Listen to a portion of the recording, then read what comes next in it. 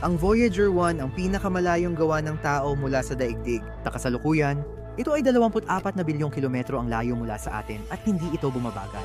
Sa ngayon, mabilis itong tumatakbo papunta sa kalawakan ng 14 na beses na mas mabilis kaysa sa bala. Pero noong nakaraang Nobyembre, uyoyong isang napasok at pandidusya, ang Voyager 1 ay tumahimik. Pero ilang linggo lang ang nakalipas, muling binuhay ng National Aeronautics and Space Administration ang Voyager 1 at lahat ng sistema nito ay gumagana na ulit. Nabuhay muli ang Voyager 1 para sa panibagong araw. Napaisip ako, hanggang saan pa kaya mararating ng Voyager 1 bago ito mawalan ng kuryente o koneksyon? Kung ang sikat na larawang ito ng daigdig ay kuha ng Voyager 1 noong 1970, paano kaya kung muling gamitin ang mga kamera nito ngayon? Ano ang makikita natin? At mas mahalaga, ano ang mangyayari makalipas ang libu-libong taon kapag wala na ang sangkatauhan at may makatagpo ng Voyager? Kaya tara, maglakbay tayo ng sabay.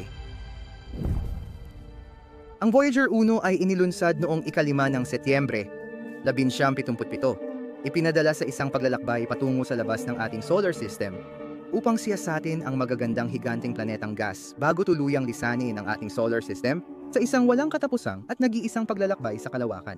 Sinabi ko na sa iyo na ang Voyager 1 ang pinakamalayong bagay na gawa ng tao mula sa daigdig, pero mahirap talagang maintindihan kung gaano ito kalayo. Ito ang daigdig at araw.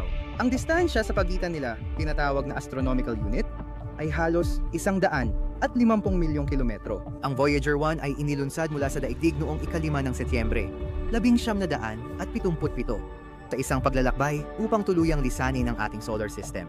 Biyahe ng 61,000 kilometro bawat oras, inabot ng 1 taon at 6 na buwan bago narating ng Voyager ang 5.2 astronomical unit na daanan ng Jupiter. At kinuha ang mga larawang ito habang dumadaan. 3 taon at 2 buwan matapos ilunsad, narating ng Voyager ang Saturn at dito nagsimula ang mahaba at nag-iisa nitong paglalakbay. 31 taon pa ang kailangan sa bilis na ito bago lampasan ng hangganan ng Heliopause. Ito ang punto kung saan di na kayang labanan ng solar wind ang interstellar medium. Sa madaling salita, ito ang hangganan ng impluwensya ng araw. Akala mo siguro ito na ang dulo ng solar system, pero nagkakamali ka, mag-zoom tayo sa kasalukuyan. Noong 2024 ang Voyager 1 ay nasa halos 24 na bilyong kilometro mula sa daigdig o 163 astronomical unit. Yan ay higit 4 na beses ang layo mula sa araw papuntang Pluto. Sa distansyang ito, 22 oras at 36 na minuto ang kailangan para makarating ang radio signal sa Voyager at ganoon din ang tagal bago nating matanggap ang sagot. Kahit mukhang malayo na, sa mas malawak na tingin, halos hindi pa umaalis ng tahanan si Voyager 1. Aabutin ng 300 taon bago makarating si Voyager 1 sa Oort cloud, ang bilog ng nagyayelong bato sa paligid ng solar system, at 3,000 at 1,000 taon bago ito tuluyang makalampas doon. Isipin mo kung nasaan na si Voyager 1 pagkalipas ng 1 milyon o 1 bilyong taon, at sino kaya ang makakakita nito? Siguro ang tanong, paano tayo mananatiling konektado kay Voyager 1 kahit sobrang layo na nito? Pag-isipan mo yon. Niligtas ng mga inhinyero ng National Aeronautics and Space Administration ang spacecraft na inilunsad halos 50 taon na ang nakalipas mula malayo sa Earth, espesyal ito. Nakikipag-ugnayan ang National Aeronautics and Space Administration kay Voyager 1 gamit ang Deep Space Network, isang sistema ng malalaking antena sa California, Australia at Spain. Partikular na pinili ang mga lokasyong ito para mapanatili ang komunikasyon buong araw habang umiikot ang Earth. Ang radio signal mula Earth ay umaabot kay Voyager sa loob ng 20 oras. Matapos matanggap ang mensahe, pwedeng iproseso ng onboard computer ng Voyager ang utos bago sumagot pabalik sa Earth. Ang sagot na signal na ito ay tumatagal din ng humigit kumulang 20 oras bago makarating sa atin, kung saan ito ay tinatanggap ng malalaking radio dish na may lapad na 70 metro at ng hanay ng mga dish na may 34 na metrong lapad. Para malaman nyo kung gaano kahina ang signal mula kay Voyager, ang radio signal ay gamit lang ang transmitter na may lakas na 20 watts. Halos kasintindi lang iyon ng ilaw sa refrigerator mo.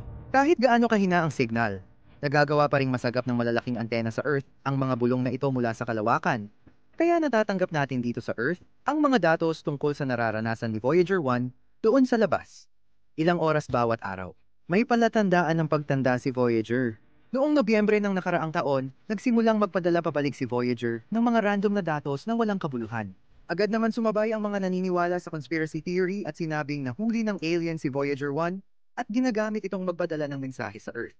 Siyempre, hindi ito ang nangyari. Natukoy ng mga inhinyero ang problema sa flight data subsystem, gumawa ng solusyon, ipinadala ang code kay Voyager at naghintay ng resulta. At nakaligtas si Voyager 1. Mukhang hindi naman problema ang komunikasyon kay Voyager.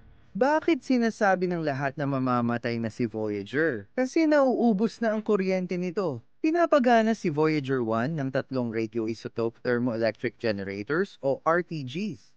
Ito ay mga nuclear reactor na ginagawang kuryente ang init mula sa pagkabulok ng plutonium. Pero syempre, ibig sabihin nito na sa paglipas ng panahon, nauubos ang pinagkukunan ng enerhiya. Para makatipid ng kuryente, pinapatay ng National Aeronautics and Space Administration engineers ang di mahalagang sistema at instrumento, pampainit at ekstrang siyentipikong instrumento gaya ng kamera. Ayon sa National Aeronautics and Space Administration sa mga susunod na taon, bababa na ang kuryente ng Voyager 1 hanggang sa hindi na nito masuportahan ang mga kritikal na sistema at tuluyan na itong mamamatay at maglalakbay mag-isa sa kalawakan habang buhay. Noong araw ng mga puso, 1,976 na bilyon at 400 milyong kilometro na ang layo ng Voyager 1 palabas ng solar system. May isang lalaki na matagal nang nananawagan na dapat paikutin ng Voyager 1 pabalik para kunan ng litrato ang mundo sa huling pagkakataon. Sabi ng lahat, sayang lang ang enerhiya at wala namang siyentipikong halaga ang pagkuha ng litratong iyon. Pero nagpumilit siya. Buti na lang pumayag ang National Aeronautics and Space Administration. Si Carl Sagan ang tinutukoy at ang natanggap nating larawan, ang maputlang asul na tuldok ay isa sa pinaka-iconic na larawan ng daigdig. Sa larawang ito, ang daigdig ay 10% lang ng isang pixel ang laki, nakuha bilang isang maliit na tuldok sa nagkakalat na liwanag.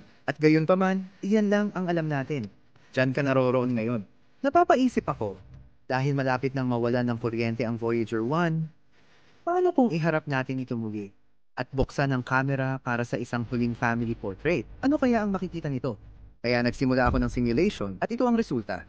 Ang araw ay mukhang malabong tuldok ng liwanag na napapalibutan ng halos di makilalang mga planeta. Habang ipinapakita ng maputlang asul na tuldok ang ating tahanan, ito rin ang ating kosmikong kapitbahayan.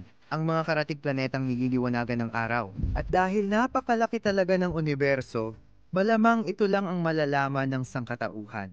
Para sa natitirang panahon, ito ang ating tahanan. Habang malapit nang matapos ang operasyon ng Voyager 1, mahirap hindi pag-isipan ang hinaharap ng kamanghamanghang sasakyang pangkalawakan na ito. Pag naubos ang onboard na kuryente, titigil ang mga instrumento at wala ng datos na ipapadala mula sa Voyager. Wakas ng isang panahon. Ngunit simula pa lang ng paglalakbay ni Voyager. Magpapatuloy ito sa paglalakbay sa Oort cloud sa loob ng libu-libong taon at tuluyang lalabas sa pinakalabas na bahagi ng ating solar system magpakailanman. Dito, iikot si Voyager sa ating Milky Way tuwing 225 milyong taon. Katulad natin, dumadaan sa mga kalapit na bituin paminsan-minsan, bilang isang ilaw ng ating pagkatao. At kung mayroong nandyan sa labas na naghahanap at natisod kay Voyager, magkakaroon sila ng lahat ng palatandaan na kailangan nila upang matagpuan tayo. Nasa gintong plaka ang lahat ng kailangang malaman tungkol sa ating maliit na asul na tuldok. Kung anong hayop meron tayo, paano tunog ang ating wika, maraming larawan at audio, at pinakamahalaga, saan tayo matatagpuan. Kaya kapag dumating na ang araw na iyon, kapag tuluyan ng tumahimik ang Voyager, maaari nating sabihin na natapos ng Voyager 1 ang misyon nito at higit pa, na nagbigay ng pag-asa sa buong sangkatauhan.